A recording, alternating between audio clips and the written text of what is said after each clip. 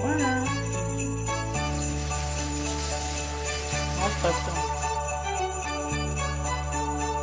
Quitte. Salut, hola, boni bino, vous êtes très bien.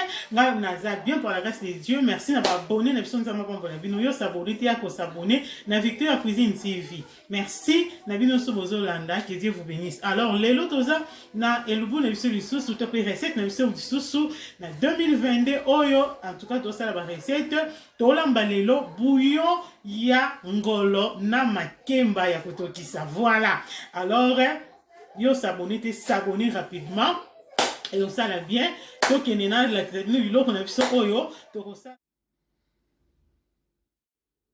Voilà, à ton ambis na biso ya ngolo eza 2 na sombeki déjà na wenze ba katelinga kuna et alors a pe toza na makemba na biso ya ngoyo eza mo ya kotela. Voilà, nga na linga makemba mo kotela et ça na sepela bongo. Voilà, na tokisa ngo pembeni. Voilà. To salango kuna weza ba tomate na biso au fur et à mesure tant nazola na laksa bino ba ingrédients moko na moko voilà lelo to salangolo na biso ya bouillon alors na laksa yo spécial bouillon ya ngolo nde nini o salango po bima kitoko makasi voilà na ke na nettoyer mbisi na biso parce que na skole yango te bomoni eza na biloko wana ya rouge ba makila to nettoyer en voilà ngolo na biso eza vraiment fraîche voilà. Pour nous faire ngolo na biso ngolo ezaka na ba makila moko ezaka ba boule ezaka na kati ya ngolo. Voilà, ba makila ngo ezaka juste ba awa, il faut ko longola ngo na ba oyo. Il faut ko longola ngo bien parce que ce ko otika ngo bongo tango lambe bisango zei et puis aux amoi bololo. Voilà. Na sisi ko longola ba biloko wana ba makila o ba rouge wana. Parce qu'on a aussi colango na mai normal. Parce qu'on a mai normal après le ciment, na on tient mon mai à tiède, na moi vinaigre voilà. Na sukolango moni et comme propre makasi, si quoi on a zo que nous tient au tiède juste quand il y a robinet Voilà qu'on est là de grifo, là caliente de grifo. Entonces voy a poner un poco de vinagre de manzana. Alors nosotros vinaigre es de pomme.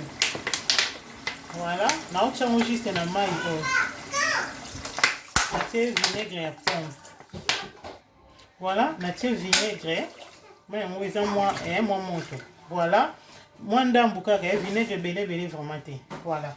Na qu'est-ce qu'on dit sambis na biso na kati. Voilà. Voilà, na juste koyo libaya oyo tout toi libaya na qu'est-ce qu'on retourne ngo et que mescler le bien con l'agua vinaigre de manzana na tiango po ya onde sala ke elongola zei et que mescler le muy bien na sangi son ce qu'on otika ngo boye fanda pendant 5 minutes après na 5 minutes na biso koki na ke kolongola donc on va ntsamo mingi penda te ka 5 minutes voilà. Moni, on se prend maï oyo. Après, on retient maï moussous pour passer à la sauce. Voilà. Voilà, on a sopi maï on est vinaigre. Moni, c'est qu'on a retient maï normal kaka. Na ya pompe maï malili na nettoyer. Voilà. Na zo nettoyer aussi koyo. Na zo tient voilà. Na maï ka juste ya malili. Voilà, mbisi na biso yango oyo nazo kende sikoyo kotia juste nini nazo bandano na citron comme naskola ki yango déjà na vinaigre na otia citron mingi te citron juste mokie kaka na bandi na citron juste mokie etia mwa goût wana elongolaka mwa nini voilà un peu de limon et puis nazo tia mwa mungo mokie mungo ebele te oyo esalaki munga oyo kota na kati ya musuni ya mbisi po mbisi ezala musuni yango kati ezala gu natie mwa munga mokie et puis na otia mwa tangawizi gingembre un poco de gingembre mwa tangawizi mokie voilà et puis na otia ail ya poussière ail ya poudre Voilà. Donc, mungo mukie. Pourtant, on a lamba na otie sous mungo. Quand tu as mungo ebele, mukie juste comme mukie. Voilà. Après, on sangi sango. Voilà. On mélange ango.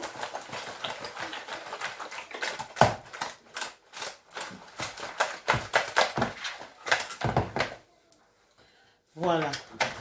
Na rovandisa yango boye efandi sikoyo na okebongisa batomate bamatungulu ebongo tokende olamba yango babiloko wana tie juste po ekota na kati ya musuni ya mbisi ndenge evandi boye assaisonnement wana ya ai tangawisi na mungu wana citron ekota na kati ya musuni donc juste mukie ebele te voilà voilà awa nazobongisa sikoyo baepice na biso nazokata tomate toza matungulu, tomate, céleri, ndembi, poireau, ail, na piment oyo orange, voilà. Voilà. Awa naza na nzungu. Awa na kati juste ezaka mai, na tie mwa mai ya moto. Po nazoki etia liboso ba tomate na biso, voilà. Yango oyo nazoki etia po ebanda kotoka. Avant elemba déjà parce que mbisi ezaka makasi te voilà on a okalinga ba tomate te na tiango juste na mai ya moto na tie tomate matungulu poireau céleri piment doux ya orange na ail voilà juste biloko na tie yango wana voilà sikoyo awa nazokende bakisa na kati ya tomate na biso matungulu nazobakisa bouillon ya poulet voilà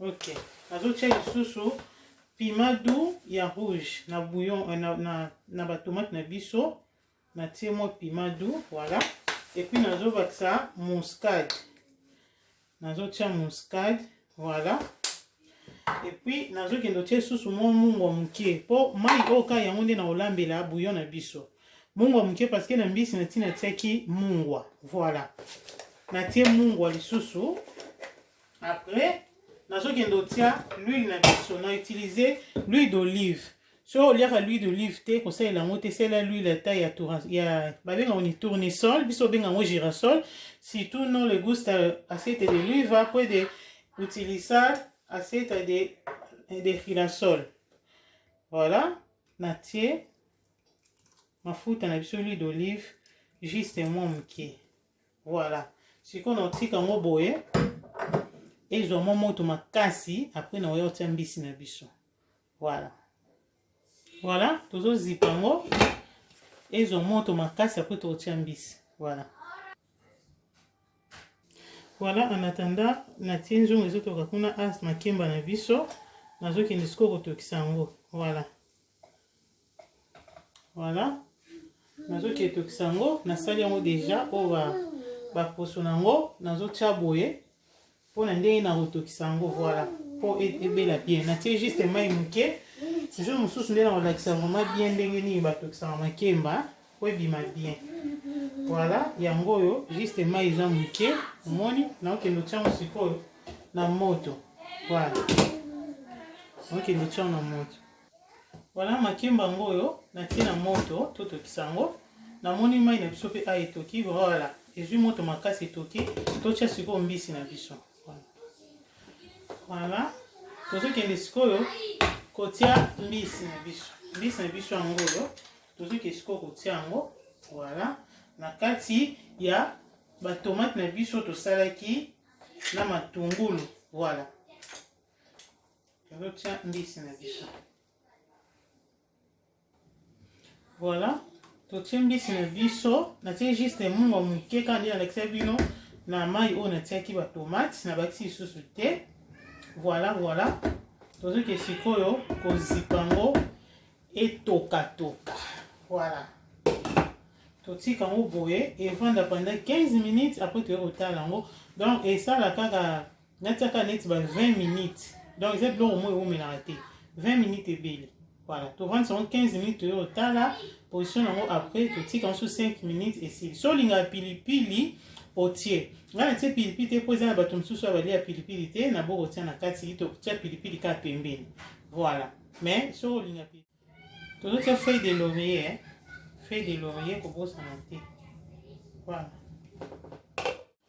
Voilà, tokende otala biloko na biso. Voilà, ezotoka penza bien. Voilà. Wow. Ezotoka bien. Etikali moke ebela nango.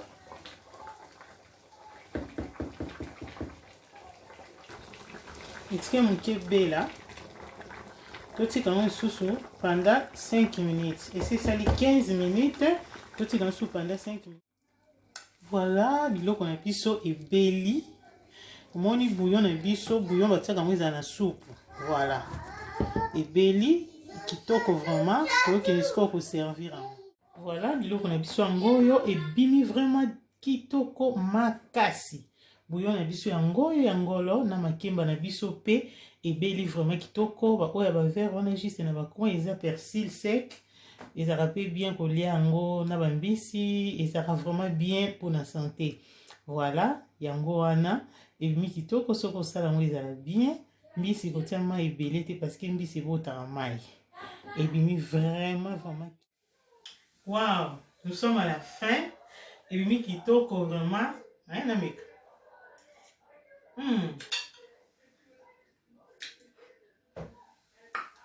Kitoko mingi. Ebaka kotia mbisi mai mokie, mbisi batiaka mai ebele te. Tia mai mokie ya mesure pour mbisi ebotaka mai. Kotia mai ebele te. Alors, ce qu'on sait en fait bouillon mon kitoko vraiment na ba malili et ça va bien.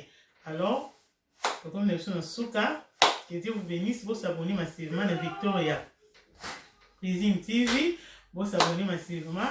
Merci na abonné, merci na ba courage. Nous sommes aux salanga. Zambe apambola bino na ba commentaire na lingi bino mingi ezaki ya bino mabe mais to monani mikolo ezoya. Ciao ciao.